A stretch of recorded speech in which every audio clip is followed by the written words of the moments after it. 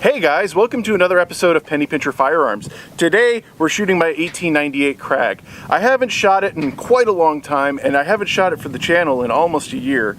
And I thought, it might be a good time to actually show you guys the accuracy with factory ammunition. Now, I know factory ammunition for 30-40 Krag is very hard to get by, especially new-made factory ammunition, but Remington and Winchester, for a very short time, I think last year, made some batches of 30-40. And I have some rounds from Remington. These are 180 grain, core-locked 30-40 Krag rounds. I bought them about a year ago, and I've just been saving them for really no other reason than I just wanted to have some factory loads. So I thought I'd come out here and show you guys how this shoots with a factory load, because previously when I shot this rifle on the channel, I was shooting my hand loads, and I was typically shooting some very light hand loads using powder SR 4759, which is no longer being produced, but it's a great target load powder. But unfortunately, can't get that anymore. So today, like I say, I am shooting these factory loads. I will be shooting 5 rounds. I will be shooting out to 50 yards. It has been laser range found, so we know that that is 50 yards. I am shooting obviously with my Redfield target sight, and I'm pretty sure this rifle will give you a good idea of how accurate it can be with these factory hunting loads. These are soft point, by the way, so these would be good for hunting if you can find them. So let's get loaded.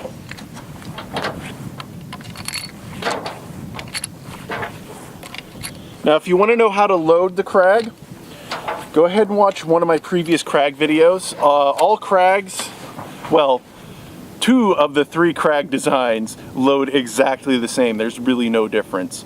The only major difference is the US Krag shoots 30-40 and the Norwegian Krag shoots 6.5 by 55. The Danish Krag shoots 8 by 5.8 rimmed, which is a nearly impossible to find round. I kind of gave up on that project, mostly because I really can't find the right stuff for it. But I will keep the whole body around. I have a barrel and receiver, so I can say I have all 3 Krags.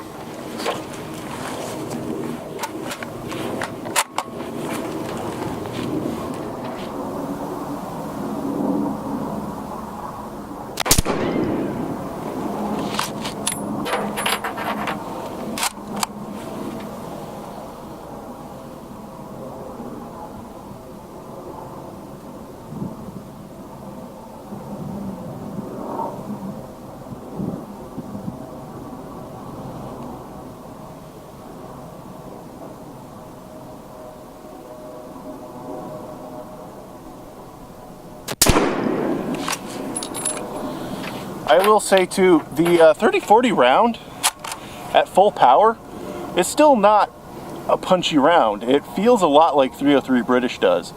So if you shot 30-30, it's a little bit stronger than that. If you shot 303, I think they kind of match up. So maybe some of the hotter loads of 30-30 will match up with this, but it's not a very hard-hitting load.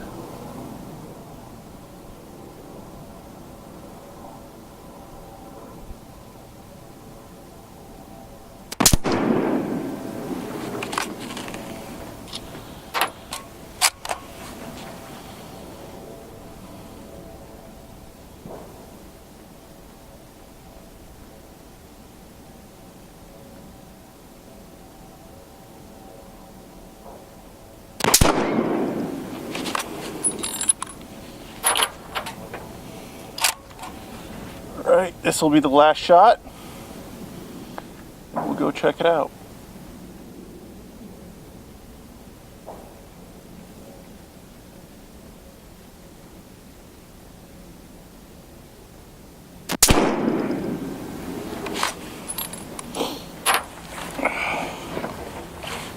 Last one didn't feel so good. I feel like I pulled it a little bit, but we'll have to go see.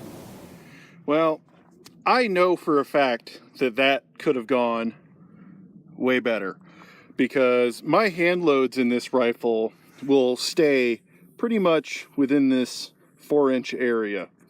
So Maybe the factory loads weren't designed with the original Krag rifles in mind, which is possible. There were a lot of Winchester 1894s made in 30-40 Krag, as well as other calibers. So it could be that they had those in mind. But yeah, I know this rifle can shoot a whole lot better than that.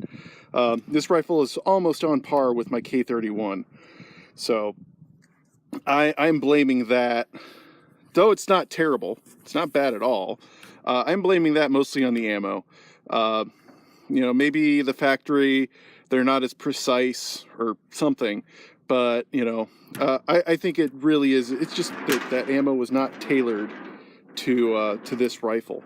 And so here is what that ammo looks like.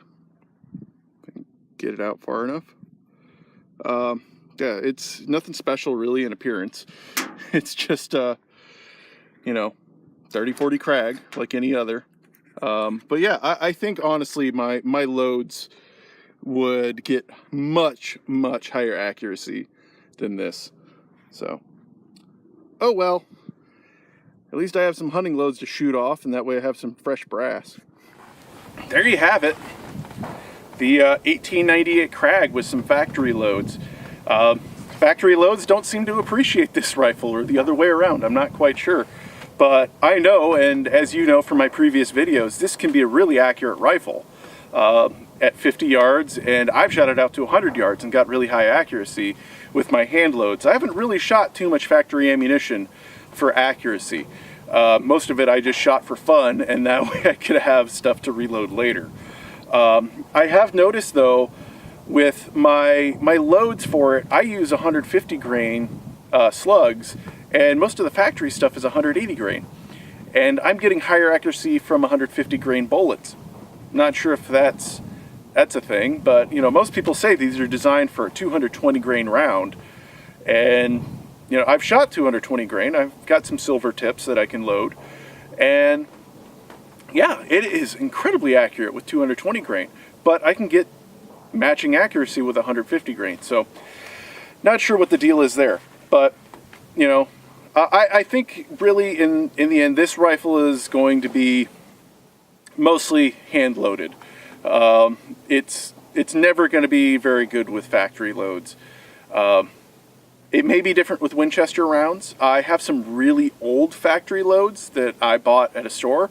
We'll see how those go eventually when I decide to get down to it, because those are not cheap.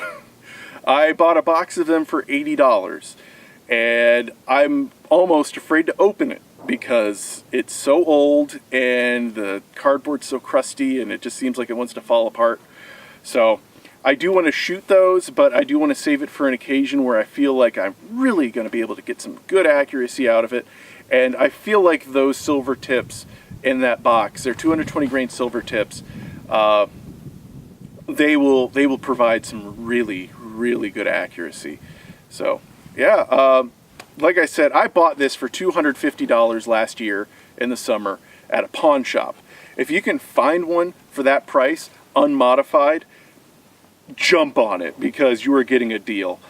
This one is a CMP refit of an old model 1898. So they took off this rear sight and put on a new rear sight over here. It's a Redfield, and they made them into target rifles, and they did choose the specifically most accurate rifles. And so these are actually worth a whole lot more than I paid for it. So if you find one, pick it up. The sight alone is worth about $150, so you're getting an amazing deal. And on top of that, if you can find the furniture, you can actually make it so this looks like an original Krag as well. So you can have it modified so you could shoot it at you know, target competitions looking like this, or you can do like reenacting if you're into that kind of thing. So yeah, just remember guys, as I always say, a good gun doesn't have to cost a pretty penny.